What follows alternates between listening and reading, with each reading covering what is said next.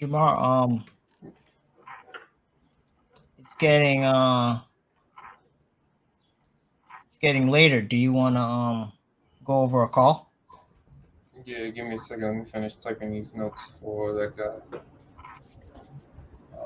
Got some juicy stuff for you, Facebook/YouTube. In a moment here, the three of us we're trying to really add as much value as possible to the real estate community. We all love sales here. All of us are in a high-level sales training mentorship, and we're gonna start a I guess you would call it what a YouTube channel. And what we're gonna do is we're gonna break down real estate calls. We're gonna break down our calls, other investors we work with, other people in the industry, and we're just gonna tell you our thoughts on them, just so everyone gets a little bit better. I'm excited. What about you guys? I can see everyone just looks so excited right now. You on mute. I'm on mute. No, Carlos is. Oh. What, you got a call? No. Nah, y'all know this technology stuff. I'm struggling with it, man. Yeah, work with it. We're trying to get used to this technology stuff. But yeah, we could break some. You gonna break a call down? I'm about yeah, to I think join we in break a the few. call down. Break a call down. That way we can get into the juiciness. I got one not too long. Let me know when y'all ready. I'm ready. All right. Well, this isn't on your Facebook, so I don't know if you already stopped it, but this isn't on your Facebook tomorrow. So I don't know if you want to add you. We should probably add you. I'm not on mine. You're not on yours. How do I get on? Am I on mine? You're on yours, but you're not on Jamal's because you just hopped in. But I can. Yeah. So only way I know how to add it, we have to start it from the beginning. So all I got to do is end this and log back on and click your Facebook. I didn't click it because you weren't on, and we didn't really talk about it, so I didn't click it. So don't worry about it. We'll get it another time. Are you sure? All it takes is 2 seconds. All we got to do is leave and connect back on. It takes like 2 seconds. I will get another time. All right. There, we get another time. Y'all ready?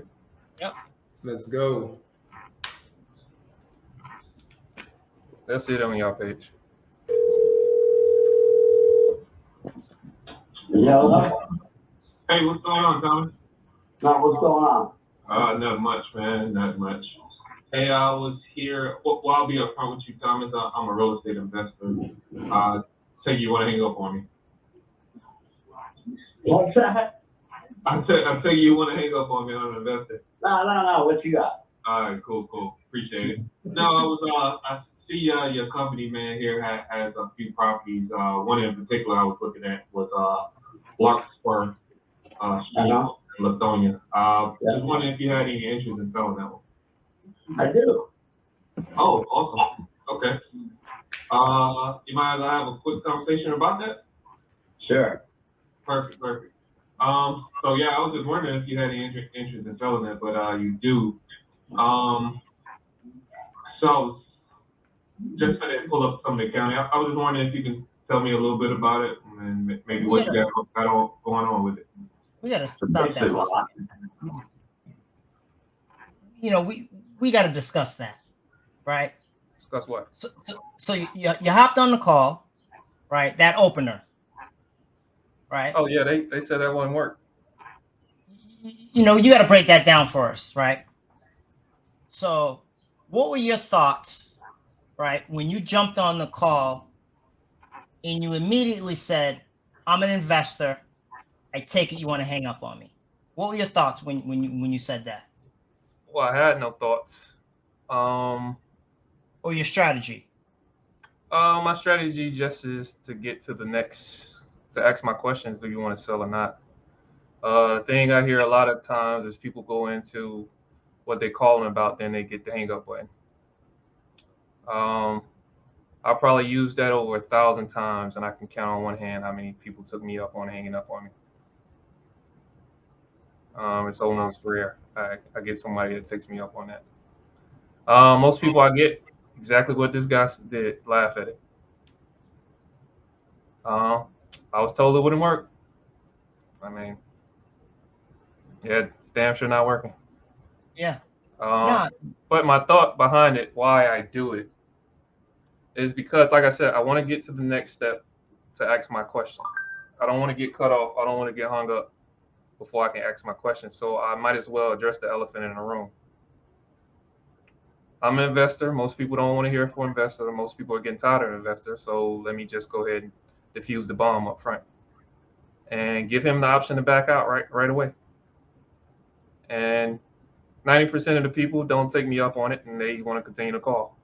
Or they'll tell me, well, I don't want to be rude and hang up on you, but I'm not interested in selling. So I still got my answer that I'm looking for. I want to find out if they want to sell or not. So my whole purpose is to get my answer if you want to sell or not. Now I know what to do with you. I don't want to guess what to do with you. So most people get hung up and say, oh, he's not interested. What if he was interested? What if he's just tired that day? Maybe he got 5 calls. He don't want to get a 6th one.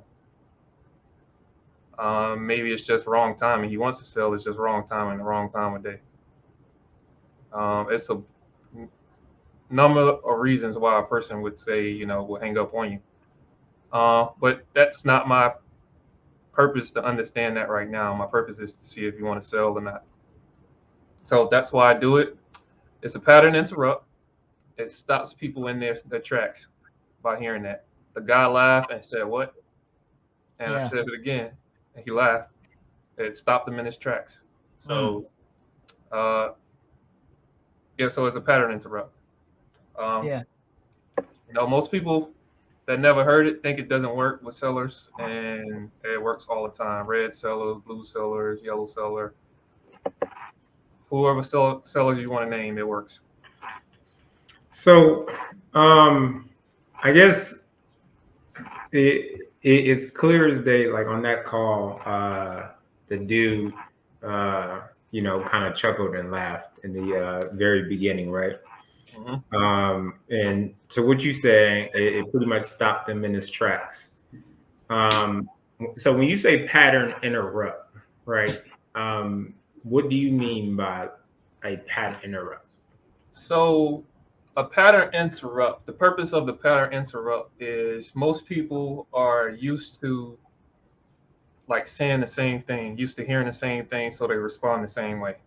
Mm-hmm. So if they get used to, hey, I'm calling you about 123 Main Street, they get used to that. So they come with a generic response that they're so used to saying because they say it to everybody. Or they hang up on people or whatever that response is that they give. It's a pattern that they continue to do. My job is to interrupt that pattern and make them stop and hear me. I can't be heard if I'm worried about what I want to talk about. Mm-hmm. I have to engage the seller in what he wants to do. I want to give him permission to do whatever he wants to do.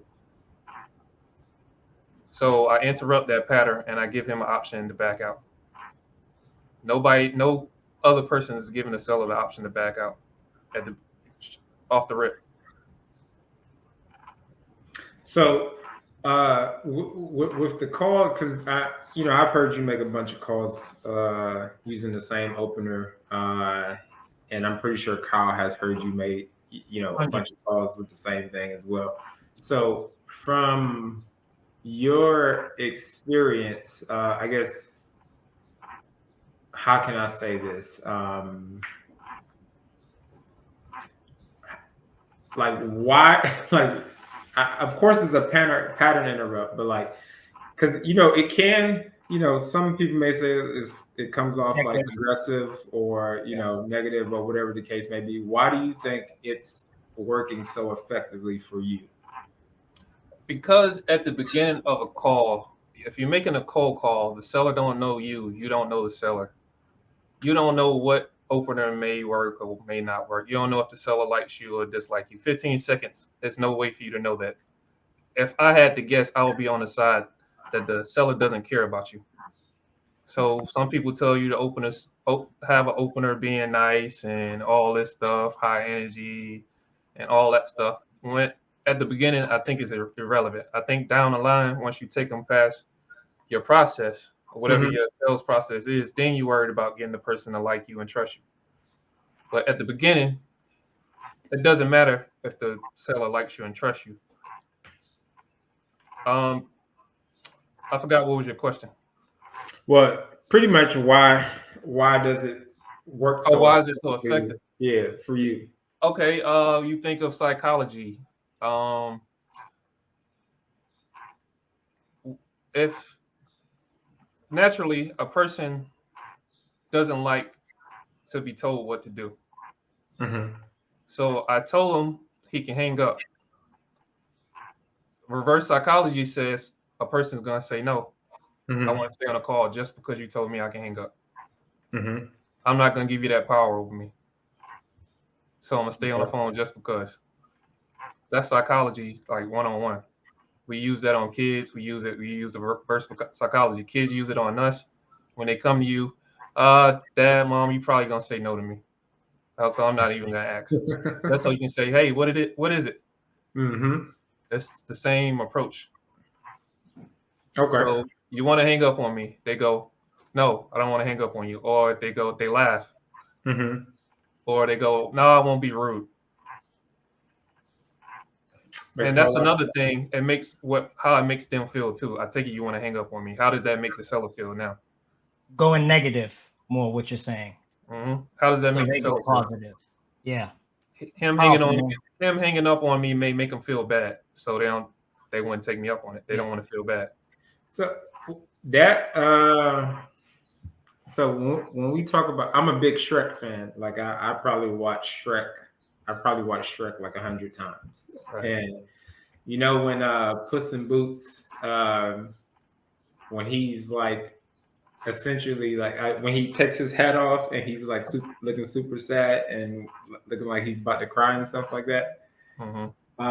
That's what I just imagined from what you just said. I mean, you pattern interrupt the dude, but subconsciously or like psychologically or whatever it is, like you standing right there where the seller is almost feeling bad that, hey, I'm not going to hang up on this guy, right? Makes a whole lot of sense. I probably heard about maybe, because me and you've been doing this for a while, so I probably heard about a good hundreds of your calls, right? Mm-hmm. And me personally, I only heard one guy hang up on you out of all the calls you made. And I think the effectiveness of it really is, it's like, and the best way for me to explain it is you go to a car dealership to buy a car, right? Mm-hmm. And you're looking around at the cars and someone walks up to you, hey, can I help you? And what does everybody say? No, I'm just Someone asks you for help. looking. Yeah, now I'm just looking. Now I'm just looking. So a pattern interrupt, it wakes you up, snaps you out of it. It's like throwing a bucket of cold water on you. Yeah. So where you're thinking to yourself, hold on. Hey, Kyle, let me stop you. You probably only need my help. I'm gonna go back inside. Right? Pattern interrupt. And I think that's how powerful that opener is. And it's really so underrated. It's just, it's just powerful. But let's get in the rest of this juicy call, man. Okay, we'll leave off that. All right, I go. Also, in my intro, I did a little stumbling on purpose, so he can hear me. Also, so I told him, listen, I'll be upfront with you. Like I stumbled over that, then I say, listen, I'll be upfront with you. The stumble is to get him to go, like, listen a little closer. Mm. And I say, listen, I'll be upfront with you. That means, all right, I'm cutting the bullshit. So all these things are a part of that interrupt to make it work. So it's almost like a, soften a statement before I hit him with the take your gun, hang up on me. Mm. So yeah. Powerful. So let's get into it. But I just had it for a long time, I mean, it's a nice neighborhood. Mm-hmm. I built every house in the neighborhood. So I've had them for a few years, but that's what it is, basement lot. Okay. If you're looking for Yeah, it's in the cul-de-sac, right? Because I was trying to pull up. Okay. it is. Okay, perfect. Is it the last one in the cul-de-sac, as far as like the middle one, or the first one on the left? No, it's towards the back of the cul-de-sac. Back of the cul-de-sac. Okay. Yeah. Okay. And man, I feel like I'm calling you unprepared because I'm trying to. Take your time, man. I have like the address. So what I do is I have like the address from the county, and then I try to look it up to kind of see, exactly what I'm looking at, because I don't want to, like call you not prepared. But it's putting me like in the middle of the street, so that's why I'm kind of lost at. So I gotta say something on that. So though I didn't have the information right, most people say you gotta call. This is a high level guy. He's done develops. He developed subdivisions. So this is a high level guy. So people tell you with a high level guy, you gotta sound confident. You gotta sound all that. I'm showing you I'm stumbling, and I'm stumbling on purpose. So the seller can help me. People love helping people. People love helping people that have challenges. So I stumbled over the information, even though I didn't have the information right. I thought it was a house, but I stumbled on purpose so he can feel sorry for me. And he laughs, he says, it's okay. Don't worry about it. I understand. It's okay. And I'm apologetic. Oh man, I feel like I'm coming unprepared for you. So all that, I'm looking for help. And high level people want to help people. They want their ego stroked. They like helping people. They like getting, the rewards of people saying thanks to them. Mm-hmm. So people forget high level people are still people too. Yeah. Whatever position they in, this is a high level guy. He develops. Because I was just about to ask you that too. Because some of the sales books I've read, and especially one that we're following now, like it sounded like that was what we call like a dummy curve, right? It sounded like I was trying to figure out, like, hey, are you purposely doing this, or are you doing this just because you was really struggling? But I hear from you it's kind of a little bit of both. So that's, and to your point, he did jump in and was like, hey, yeah, it's okay. So, Helped. Most people will try to make up something in that situation, being that they're unprepared, try to make up something crazy, and then the seller catch them on.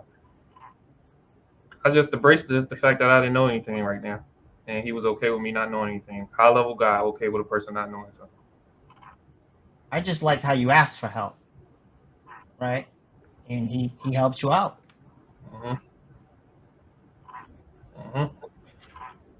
How many beds and baths is this? You said it's just a lot. Yeah, just a lot. Oh, okay, got it.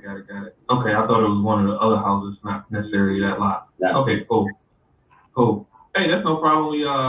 My partner Jason deals with a lot of lots himself, so this is definitely something I can get to him. You say you just had it for a long time. Is that the reason why you kind of let it go? Yeah. Okay. I got like 4 of them there. Oh, really? In that same subdivision? I built about 4,000 houses in that area. So they're all in the same area. Yeah. Okay. Half a mile of each other. Okay. Would that happen? Yeah. Would it happen to be any HOAs or anything in this subdivision? No. I let them out. Yeah. Perfect. That's what he likes. That's one of the main things he cares about. The HOAs and definitely make or break something. They're okay lots, you know, I mean, if you build a house on them, they're gonna, you know, I would build them if I had the funding right now, Mhm. because, you know, you make $100,000 each house on them, you know. Right. Absolutely. Okay. Did you have a number in mind? You thinking of selling this lot? I was asking 45, but, you know, Okay. I'm open. I got like, you know, there's some other one too. There's another one that's decent there that I think you might be interested in. It's, you want the address? Sure. Hang on, let me pull it up. Hold on 1 second. You gotta mute the Oh, address. that's in the development. Man. So what? You gotta mute the address if he says the address. It's just a lot. Oh yeah, true. I'm in part of real estate. How long have I? Yeah, developing part of real estate. Oh, shit. Over 20 years. Oh man. Yeah. I've developed probably 3,000 or 4,000 lots. Built 4 or 500,000 houses, you know. Wow. But, yeah, you've been in it a while? Yeah, I've been in about going on 3 years. August will be 3 years. Really? Mm-hmm. Here it is. It's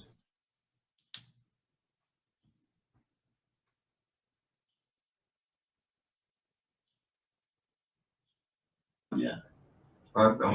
Okay. Yeah, I checked that one out too. Okay. About how big is And I that? also got one on Hill. Hills Spring. He's definitely high level. I don't have the address. Okay.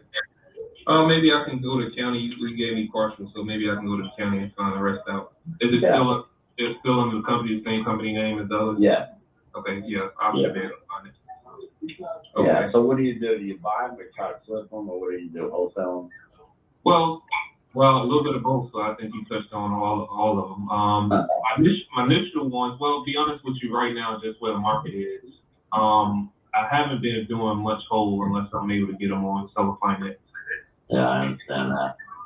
And more likely flip because I'm just looking to get in and get out right now while the market it is. So make a little profit, you get in and get out. The number is too crazy. I'll be honest with you, I do wholesale it.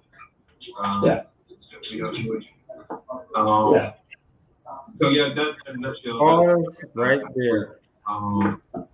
Yes. You know, I think there's a level, and I kind of want to hear like more of it. There's a level of honesty that just went down in that call. Because I mean, it doesn't seem like he's opposed to the assignment idea or the wholesaling idea, right? And the fact that you just pretty much came out, yeah. I mean, if it's out of my range, then I will wholesale it, right? So I hear a couple of things, right? I hear one, because I've struggled with this, right? Like having to match energies or trying to like seem smarter or more skillful than I am, right? Which, I mean, a high level guy like this, probably just off questions alone, would probably like figure out or know like, hey, this guy's not really serious. But you came out and was like, hey, I probably will wholesale it. What was your thoughts and stuff behind that, or like, what got you comfortable enough to say that? I felt comfortable enough because I built enough. I felt I had enough rapport to even say that.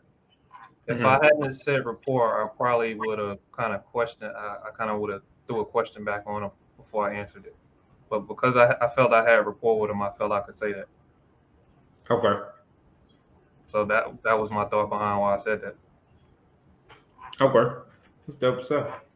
Just listening to this conversation, It's a very high level conversation. I just want everyone to understand that. Really listen to see what's going on. You're asking questions. He's also asking questions. It's a Right? give and take. It's a conversation. So you're doing an amazing job talking to this high level guy about his properties. But not only are you talking about his properties, you're talking to a high level guy about wholesaling. And for people that don't understand this, in the wholesaling world, unfortunately, some people know what they're doing. Some people don't know what they're doing. So the people that don't know what they're doing, they're making a lot of people in the industry look bad. So a lot of high level people wouldn't feel comfortable selling their property to an AK wholesaler. I don't look at myself as wholesalers. I know I can assume you guys don't either. I look at myself as an investor, and I just look at wholesaling is just a tool you use to sell a property. Do I do it? I think a wholesaler is an investor. Whatever the definition of investor is, if a wholesaler is not an investor, then what is a person that makes money on the stock market? Yeah, I agree. Wholesaler gives his time and his money to make a return on it. Just like a person on the stock market, just like a flipper, just like a buy and hold guy. A wholesaler is definitely an investor in my book. I agree. For me, I look at wholesaling could be anything. You can wholesale fruit. You can wholesale cars. So, when I say like more investor, I say investors real estate, wholesale is wholesale. But I guess that's just semantics in how you phrase it. But either way, you felt amazingly comfortable to be discussing that with a high level guy on the phone, especially about selling lots, because how often do we in our business buy and sell lots? We deal mainly with houses, so lots. This is I want everyone to understand. This is a very high level conversation with a high level guy. Developer, But, yeah. And he's going to tell you how much money he's dealing with here very soon to let you know he's very high level. Are you looking for something to buy? I know you pretty much in the development part of it. Yeah, not really right now. What areas are these selling?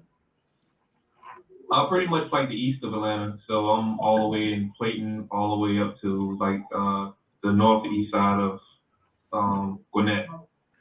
Okay. Yeah, so I pretty much do the east. I don't mess with Cobb County and west side much, just because I live on the east side. Right. Well, man, check them out, bro. Let me know what you think. Okay, cool. I will. And you said 45 for this one is what you want? Was it how much? You said 45 for this one on. That's what I'm at. Yeah, I'm not. Okay, cool. Is there any HOAs on any of them? What'd you say? Is there any HOAs on any other properties? No. They're all my subdivisions and no HOA. No HOAs. There's sewer on them. There's one on Rose Hill Spring that I think already has a water meter too. Oh, nice. Okay. But I developed every subdivision that we're talking about. So, and I can tell you, if you're slipping from builders, tell you what, the houses in there don't even stay for sale for 5 hours. Right, I know, especially right now. Yeah. Yeah, but they're lots. They're okay. What made you kind of put a halt on it? With prices going high of lumber and stuff, or is it? What's that now? What made you kind of put a halt on the developing? I know you say you kind of put a halt on things. I put a hold on building. I used to build a lot, 150, 200 a year. Mm-hmm. But I got beat up in 2010, if you know what I mean. Do you remember that? Yeah. But now I'm doing the road development stuff. Mm-hmm. Okay. And you said beat up how like you had some rentals or some. I had 3,000 lots and, 200 houses, and nobody can get a loan on them back then, so. Mm. The banks, I had $30 million in loans on. And, the banks weren't giving nobody, so they took a bunch back. It was a bad time back then. If you don't know about it, Right, you right. don't want to know. Right. What was different? I mean, you started 20 years ago. What are you seeing was different back then that you see change now?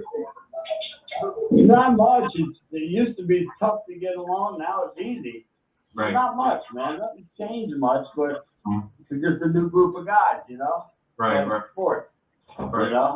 Mm-hmm. It's, I asked somebody if they knew who Joe DiMaggio was.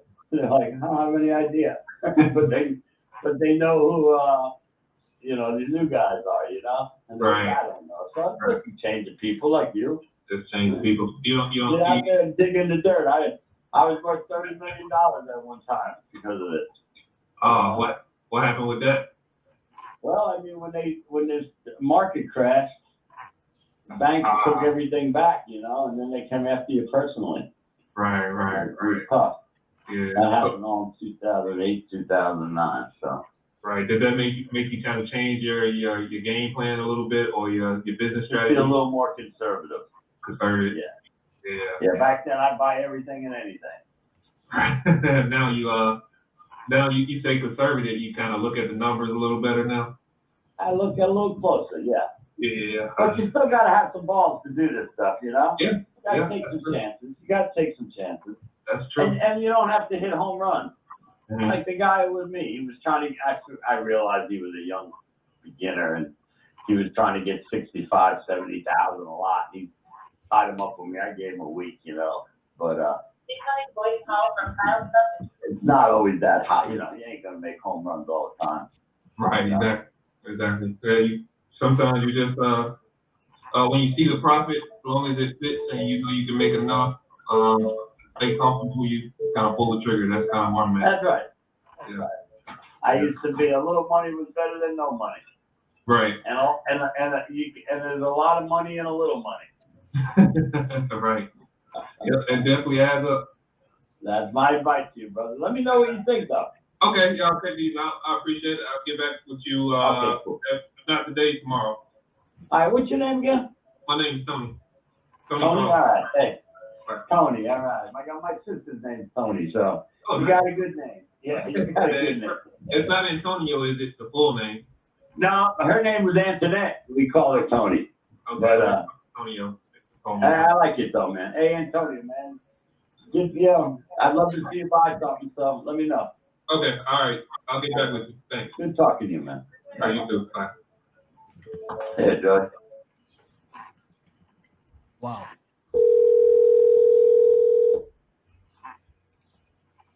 A lot on So- that call. So part of this series, I know we definitely want to go over calls and give, live feedback on what we think and all that stuff. Or, not every call gonna be great calls. Not every we gonna give you the good, the bad, the ugly, us getting cussed out, what we think we did wrong, the whole nine. So I guess Jamar. What's your thoughts? What you think you did well? What you think you struggled on? I missed the part there at the beginning. He said, what did he say at the beginning? About the HOA. I did away with him. I could have asked him more on that. What does he mean he did away with the HOA? Mm-hmm. What challenges were you having with HOA? Maybe it may be something he's having now. Could be holding them up for developing. Could be holding them up for buying more property. A lot of developers have challenges with HOAs. So I should have clarified what he meant on that. I should have probed a little bit more on that. I felt there at the end I could have asked more questions, but I was at this time, so this is what was going on in my head at the minute. You heard the thing that says Kyle was calling. So Yeah. I was getting thrown off, so I lost my track, and I just went with whatever I had left. So that was my thoughts then. Okay. What did you hear? One of the things, like overall, I hear like this dude definitely sounds like a friend of yours. You guys laughing, joking, especially on the back end piece with the whole. I think he said he had. Did he say he had a sister or a cousin named Sister. Antoinette or something like that? I asked her, was it Tony? I mean, was it Antonio? Yeah. So I definitely think that's like rapport. You could hear rapport like on this call, right? And I like how at the end, one of our mentor that we share Pace, that we share together, you always says like, hey, when someone asks you for your name at the end of the call, that's is usually a good sign, and this he pretty much asks you the same. One of the things that I think in the beginning of the call, he said he ran out of money. And I think that probably was a place where you probably could have clarified or probed a little bit more to figure out what he meant by that. Because, later on in the call, he does say like, hey, I think he said in past tense, I was worth $30 million, or I had about $30 million or something, developing lots and stuff like that, right? So I don't know. Did he run out of money? Does he still have money and just doesn't want to do it? Or like how I didn't even catch the HOA piece. Like, hey, is it a HOA or some sort that's, causing him to have issues on why he's not building and stuff like that? So I think that was a place in the call where you could have probably clarified and probe a little bit more just to figure out like, hey, what else does he has going on? But rapport wise, I think you were there. Towards after that, yeah, I heard that part at the beginning when he said that.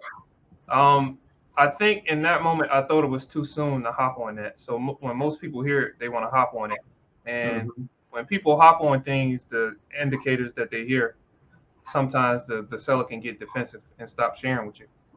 So at that moment, I understand that I'm trying to disarm him.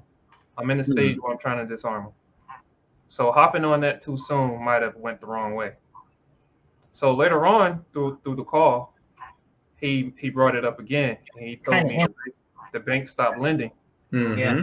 At one point, he was worth $30 million, and the bank stopped lending, and they took some of the properties back. So it sounds he had a bunch of loans and everything on him. He had $30 million worth of loans, what he was saying. And in 2008, the bank stopped lending. So that's what happened with the money. Yeah, it's a little difficult, I think, to hear on the call. Like you can hear it, but you really, really, really got to listen, just because we're playing it through the message.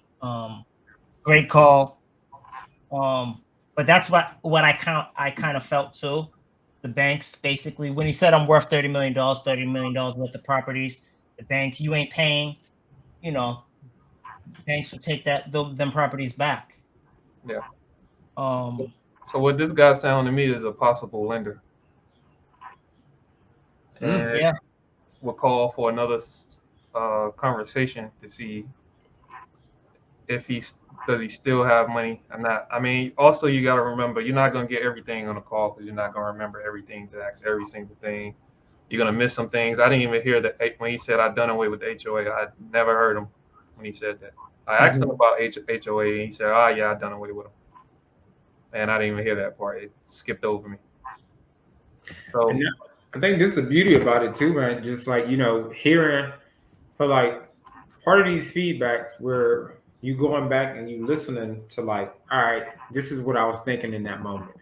You know what I'm saying? I think that right there, I think we all three of us have three different personalities in a sense, right? And we think differently, all that stuff. Nobody, for the most part, thinks the same. So you heard something and you went away, and I heard something and I was like, all right, I probably would have went this way. And I think you said something. You said something like, "Hey, maybe it was too early in the call. You didn't want to jump on it, right?" Which could have, shifted you guys' rapport and stuff like that. So, that's a interesting take and an interesting point. I'm gonna sit down and take a look at on my calls.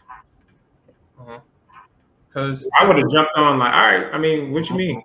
most people What would you mean jump, you lost money? and the seller was seeing what you was trying to do, and he may shut down. Mm-hmm. So you got to remember, this is a game of inches. Everybody's trying to get to the finish line so fast. I mean, we went over that today in our meeting.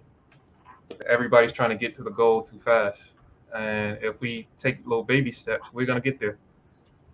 So I understand at the beginning it was too soon. I was only trying to build rapport and bond with him. And I kept that in my head that he said that. I think on that call I kept that in my head, and I asked him a question so he can bring it back up. Dope I stuff. think that's really why I love what we're doing right here. I mean, you said it best, Carlos. All of us have 3 different personalities. We have 3 different strategies. We're 3 totally different so-called closers, right? So I had a conversation with this guy too. And my conversation was totally different than his conversation, right? My problem is when I talk to homeowners, I kind of I hover always around the property, right? I'm straight to the point. I find out what's going on in the seller's world about that property. If it's something that I can work with, I go with. If it's something if I feel it's not a deal, I get off the phone. And I'm probably missing a lot of deals. I'm probably missing a lot of opportunities. I'm missing out on a lot of juicy stuff because he sounds like he's going to be a great lender. So I'm trying to learn from both of you so I can just be an all-around better communicator, all-around better closer. Because I learned a lot on that call. And I'm excited to hear your calls, Carlos, because I'm probably going to learn a lot on your calls. Oh, we coming with some heat, man. And just like earlier, right? And this is why I'm excited for this because it's vulnerability. We're gonna open up. You're gonna see like I said, the good, bad, the ugly. Probably, I mean, maybe 6 months or so ago, a lot of calls that I have were a seller is aggressive or whatever the case may be. All right, this person's not motivated. I'm gonna hang up, right? But really staying in that call and really going through that process, breaking down those walls and getting them to talk, that person will eventually shift and you'll build a relationship. Just like earlier, had a cash buyer. When she said, "Hey, I'm not selling 50 of my properties. I'm gonna give it to my kids," I could have just hung up, right? But I stayed on, had a little bit more conversation with her, and it's a potential cash buyer. It's about the relationship, at least to me, and figuring out, hey, how can we help these people, and find a gem. Mm-hmm. It's funny, my first call that I'm gonna do. I have a few different calls I can do, but I kind of want to bring up a bad call, a rough call from me, and really just go through it and dissect it to see where I went wrong and what things I can do to be better, right? And what better place to do it than here? Of course. Because I'm really trying to get that nurturing side. You know what I mean? That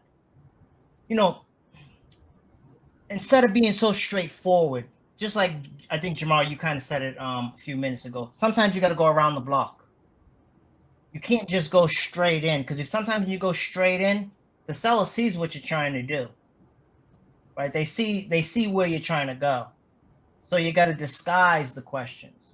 And I know I need a lot of work disguising my questions. I ask the right questions, just sometimes they're too aggressive, sometimes they're too abrupt. And when someone gives me, I would say sometimes they may not be too aggressive, too abrupt. Sometimes it's just wrong time. You haven't built up enough rapport for him to get used to you being rough. So it's a thing. I know we watch RJ Bates when he say he rough and everything, and nobody sees why he gets away with it with the seller. It's because he asks rough questions, but they go over well, and people can't figure it out. It's because he built a bond with him, and the seller got used to him. So people always talk about the disc, and people talk about the disc and the color spectrum and all that to identify with the seller. What they should be identifying is, what state can I take the seller in? When he's in the decision state, I want him maybe to be a D person or a red person. A red person can make a decision real fast. Yeah. Maybe it's because maybe the color spectrum is not to identify the seller, it's to make the seller to identify I need him to be red right here. I need him to be yellow right here. Hold up. All right. This is going above my head. So I don't even know how to ask a question to this, what you just said.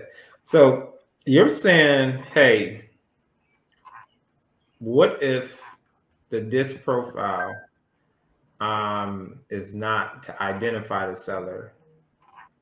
What if it's, hey, if I'm in this phase or whatever the case may be, how do I pull that type of person up? Even deeper than that. That means it changes? Yeah. An angry person, if you do a good enough job, ain't gonna stay angry the whole call. Wow. If he stays angry, then you did something wrong. Wow. Which makes sense, because, just like we talk about with the whole pendulum, it's always moving, the clock, 3 o'clock, 6 o'clock, 9 o'clock. Now, I'm not trying to really get too high level on the stream right now. 3 o'clock, you're in a great mood. 6 o'clock, you're neutral. 9 o'clock, you're in a bad mood. You're saying, things change. I haven't heard that with the with the personalities before. Help me break that down. Break that down for me, please. Well, yeah. Well, I got a couple minutes while I gotta go. But yeah, you have the different colors, red sellers, the angry. I don't know the difference between everybody gets, they panties wet over the red seller. He may be the easiest one out of all of them. He tells you exactly what he needs. And all you have to do is make him feel okay that you can do it. He's very easy to please. Wow. He's very easy to get from red to yellow to whatever the other colors are. He's very easy to move. Wow. Wow. And the other ones, the yellow the other ones are very hard to move, because, like you was just saying about the pendulum, there's a lot of them stay neutral, so you got to get them moving. Like the guy I just had, he didn't want to give a price. I asked him about the house in North Carolina. I don't know what it is. Asked him about the house there in Atlanta. I don't know what I want for it. I go, shit, man, damn. And he laughed. He goes, So, I mean, what do you need to hear, or what steps are you going to take to find out, if it's something you want to do? He's like, I got a lawyer. I'm going to pass it to a lawyer. I get a price and I'll let the lawyer, say. And I could have I missed the opportunity to probe more on that. What if he says something you don't like? I mean, are you going to hear his approval and get his recommendation on the particular price? What if, the price is going to be $20,000? Are you ready for something like that? All right, there's a couple things I could have probed on that that I missed. So on every call you miss something, but you leave the door open to come back and get another try. And I think that's a big part. We all know 95% of this is follow up. It's very rare you're gonna get that one call closed. So leave the door open to follow up. And I mean, leaving the door, you say something, leaving the door open to follow up, right? That's definitely something I would say like I can for sure improve on. Really setting a, I don't know, how can I say, maybe an expectation, or like how do you leave the door open to assure follow up? So you throughout the call, you stay in the bond and report stage. You never leave it. You always stay there. With your So you mean to say you're always doing bonding and report? I'm always bonding and report. What I do is what I was taught is to bob and weed. I give a little of myself to get a little bit of the seller. So throughout that call, you see he asked me about what I do. I could have easily reversed and try to dodge the question and not talk about me. I was like, sure, let me go in. Yeah, I do wholesale. Yeah, I do. Yeah, I do this. Yeah, I do that. And he felt okay. All right. He's like, I'm talking to a person. I'm not talking to a salesman now. So the end of the call, he said, yeah, give me a call back, man. Yeah, let's do a deal together. Makes sense. Don't even get any better than that when they ask you your name and they let you know I basically want to do business with you. That's the best thing you can hear from a phone call. They ask you what your name is again, and they let you know. Looking forward to doing business with you. Doesn't get any better than that. But you know what, gentlemen? I love this. I'm excited. We can next Thursday night, Thursday. What are we gonna call this? Thursday night breakdowns. Thursday breakdown. We'll have another call. It'll be mine or Carlos's. We're gonna have a lot of fun. You guys are gonna learn a lot of things. We're gonna grow. We're gonna learn. I'm just excited.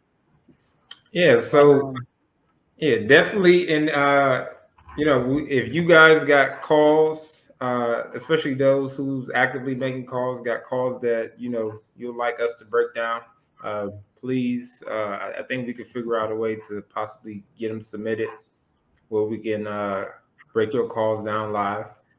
And like I said, you're gonna hear good, the bad, the ugly, and the uglier.